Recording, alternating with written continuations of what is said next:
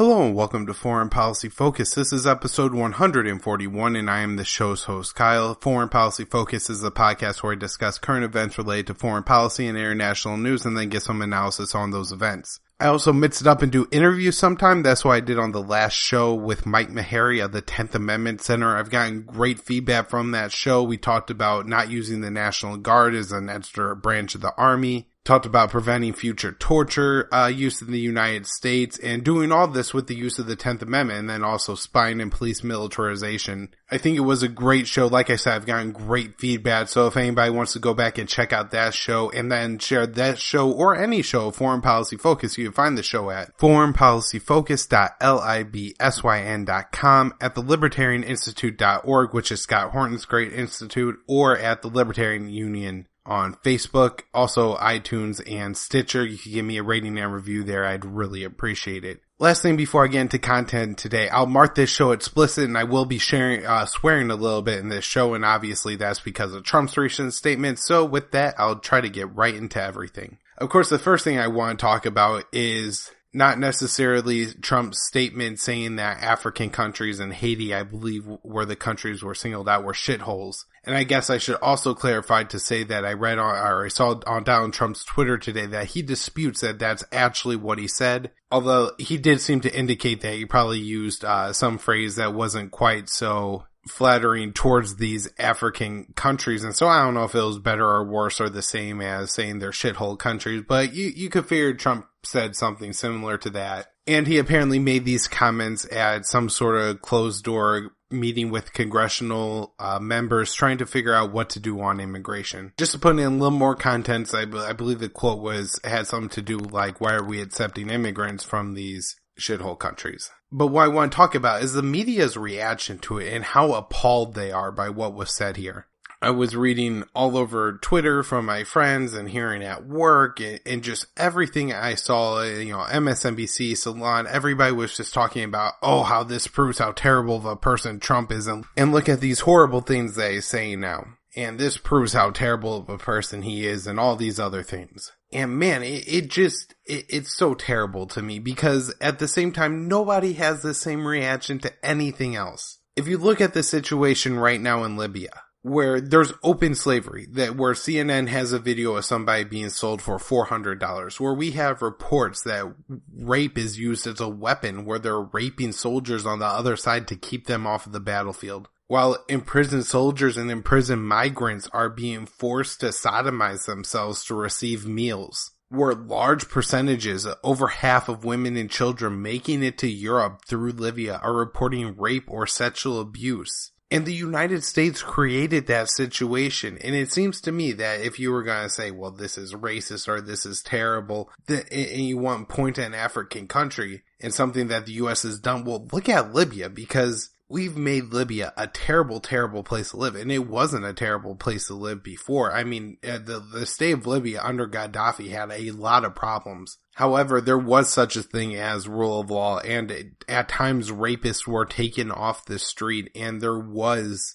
some sort of welfare system. Gaddafi built large irrigation systems with money he stole from the Libyan people, but that helped to bring water to all over places in Libya where it wasn't before. Gaddafi protected the ethnic minority group, the Tuaregs, who were wiped off the map in Libya. A lot of them actually were able to flee to their home country of Mali, but some were just simply eliminated. And you would think that this would be the terrible moral tragedy that the U.S. media has to examine and has to talk about at all times. And this should be the absolutely worst thing that happened in U.S. foreign policy. Or look what's happened in Iraq or Afghanistan or Syria or Yemen right now, where there's a genocide. I mean, think about these stories that, I've talked about and we've read out of Yemen, where parents are forced to choose between buying food for their children or taking their child to the to a hospital to get treatment for cholera. Either way, you're going to watch at least one of your children die.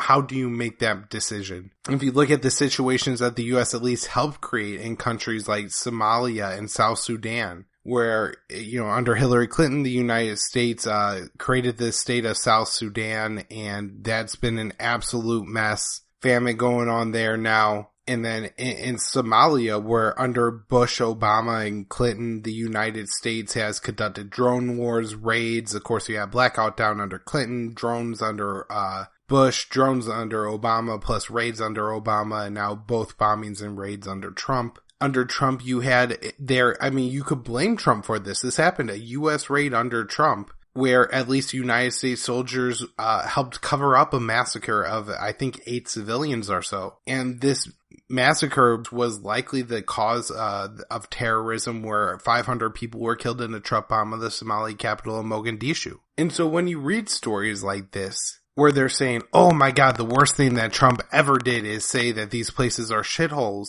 and not saying, man, what have U.S. presidents done to make these countries such terrible places?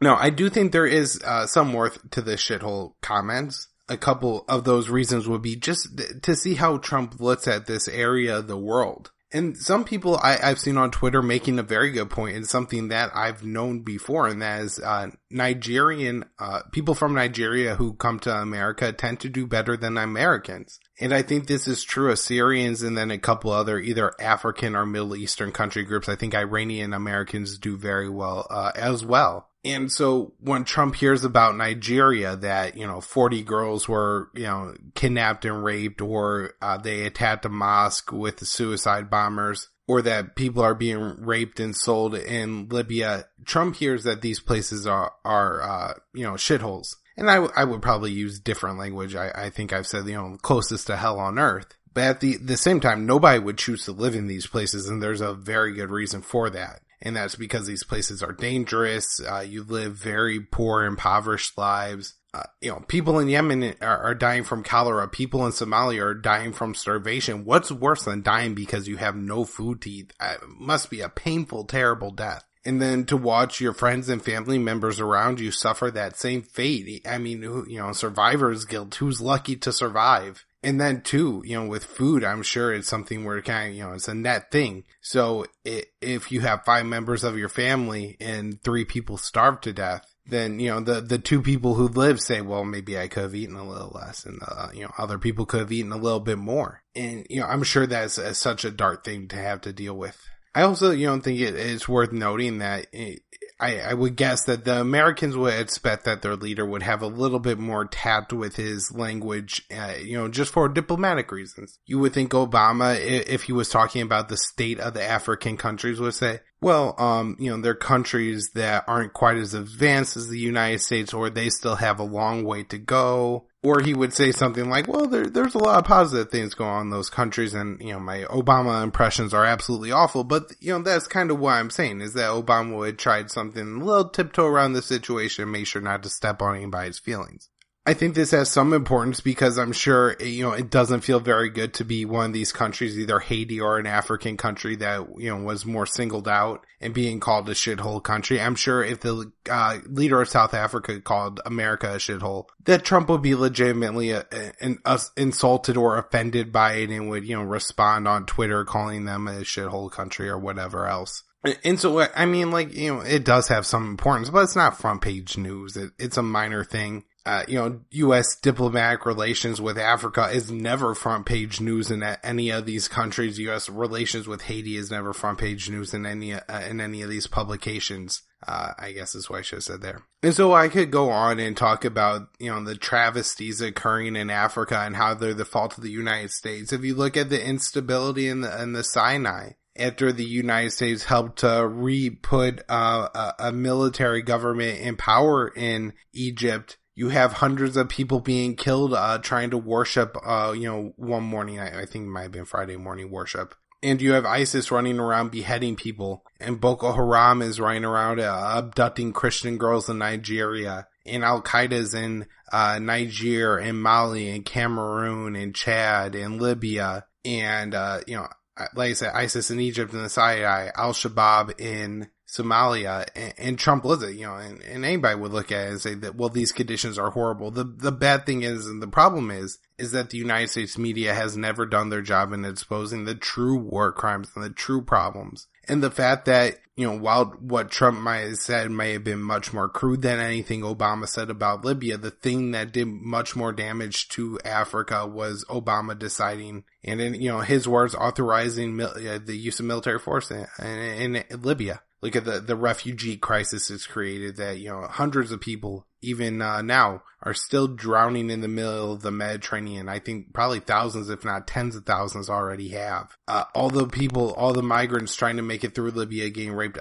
All these horrible things have happened because Obama elected to use military force against Gaddafi and remove him from power. It's no secret that Africa would be a much better place had this not been the case. Gaddafi was really working hard to, make some positive changes in Africa. And like I said, while he may not have been the best guy at home, certainly killing him has created a much worse place. And look at whoever rules Libya next will not be as kind as Gaddafi. All right, so I guess that's kind of where I want to wrap up that discussion with just, it's so sad that this is, we finally get to talk about Africa and what's going on there in the mainstream media. And then it's about some rude things Obama said related to immigration. There's real crimes, there's real things to expose in Africa, and nobody wants to do it. So I'll keep doing it on this show, at least for now. More crimes going on that nobody in the media cares about because they're happening in U.S. allied states. The Israelis approved the building of 1,122 new settlement homes in the West Bank. Just continuing this slow erosion of Palestinian land in Israel. In Saudi Arabia, we had the Saudi government hunt down people who filmed and then posted online a gay marriage near Mecca in Saudi Arabia. Gay marriage is, of course, illegal in Mecca, and I guess the two gentlemen in the video were caught and are now imprisoned. Hopefully nothing too bad happens to them.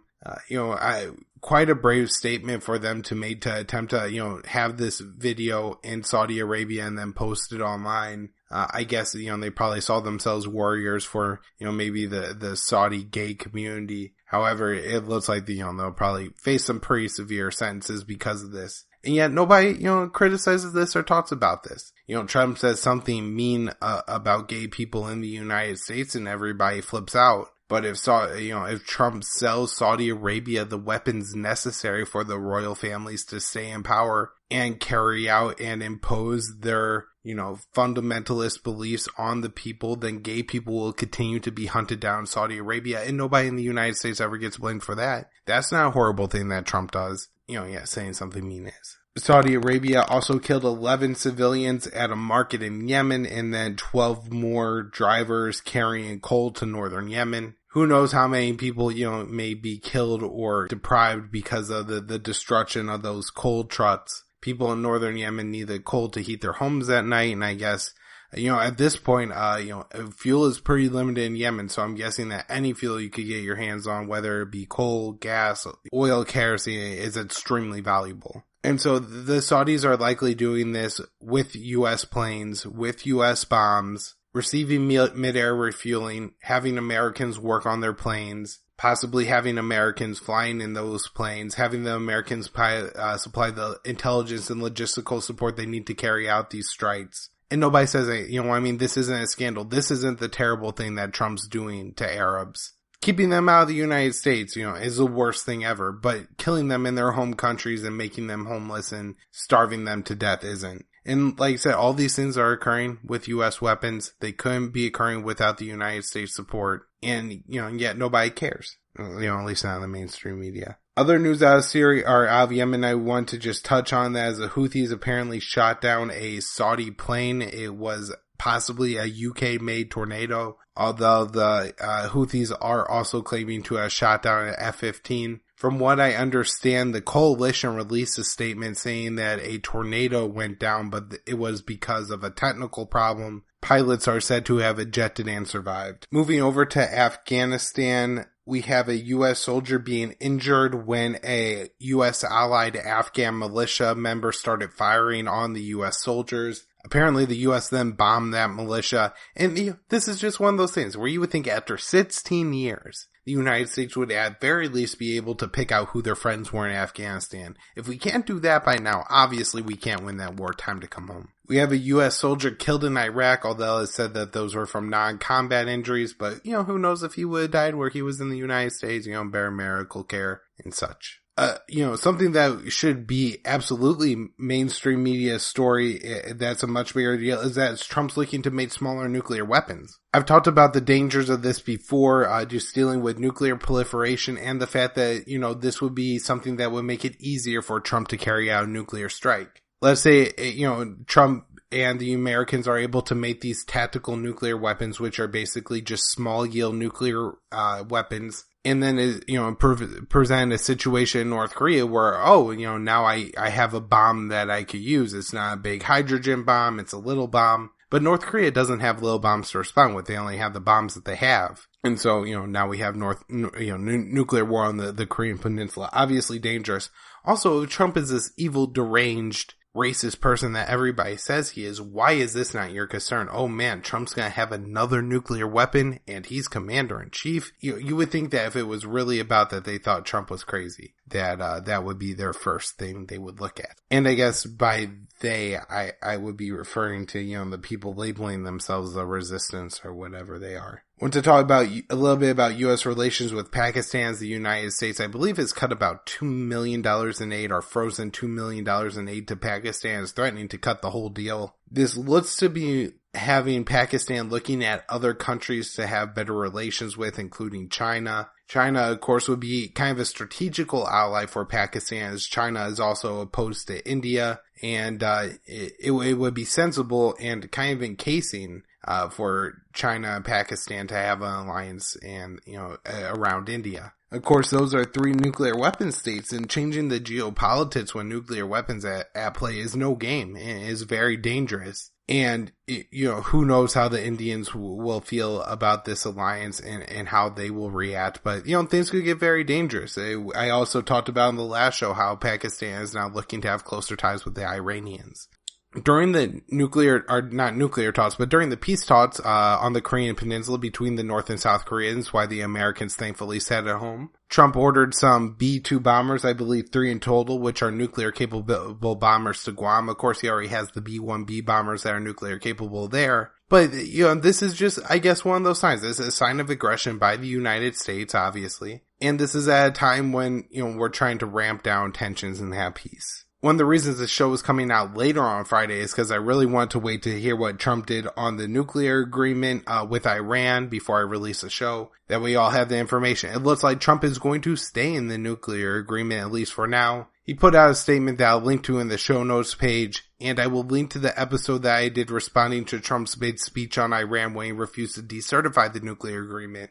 In that show, I cover all the myths that are brought up in Trump's statement. His statement is essentially a punt back to Congress. And so I guess for now, at least things are fine, and hopefully maybe a solution could be worked out here and the Europeans could continue to apply pressure. Also, some strategists have pointed out how Trump likes to say bolsterous things around the time when he needs a distraction from other things. And so this would be a good, distraction. Maybe Trump was trying to quietly, continue the nuclear deal, because what Trump is doing is he actively has to continue waivers against the Iranians, waiving sanctions against the Iranians that were agreed to in the nuclear agreement. If Trump were to have done nothing, the United States would have fallen out of compliance with the nuclear agreement. So by doing this, maybe it's a little different. Maybe Trump made a first down and then punted or something like that. It's a better analogy. But basically, we're still in that limbo where we don't know what's going to happen, but at least we bought ourselves some more time on that issue. Just a couple other things I want to mention at the end of the show. We have a bill that would extend the Section 702 FISA spying program that surveils Americans, passing the House of Representatives. It does look like it's going to face significant resistance in the Senate. Seems like Rand Paul is saying that he might filibuster. He has quite a bit of left-wing support. I think Ron Wyden and others are on board, so maybe we have a chance there.